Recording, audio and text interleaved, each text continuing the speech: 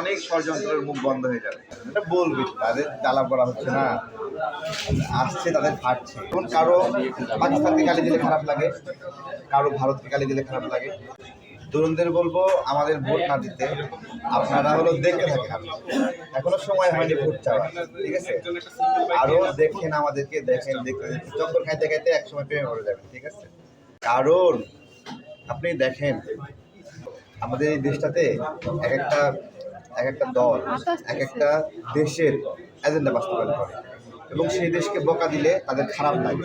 যেমন কারো পাকিস্তানকে গালি দিলে খারাপ লাগে, কারো ভারতকে গালি দিলে খারাপ লাগে। বাংলাদেশের গায়ে কালিমা লাগালে তাদের মন খারাপ হয়। এই মানুষগুলোকে নিয়ে আমরা চলি। আর আমরা আমাদের খারাপ লাগে বাংলাদেশকে যদি কেউ নিয়ে খারাপ কথা বলে, আমাদের স্বাধীনতা মুক্তিযুদ্ধ নিয়ে যদি কেউ খারাপ কথা বলে, তাহলে আমাদের খারাপ লাগে। আমরা চাই, আমরা সবার ভোট চাই না, অন্তত বাংলাদেশের গায়ে কালিমা লাগালে তাদের মন খারাপ হয়। এই মানুষগুলোকে নিয়ে আমরা চলতে চাই।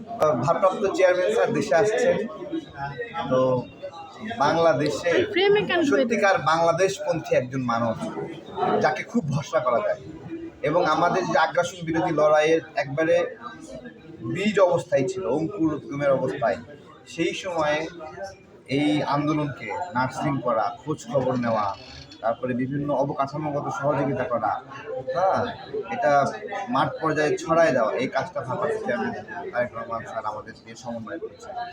এটা আমি সাক্ষী। আসছেন দেশে, এটা খুব ভালো অনুভূতি হয় আমাদের জন্য, আমরা খুবই আশাবাদী।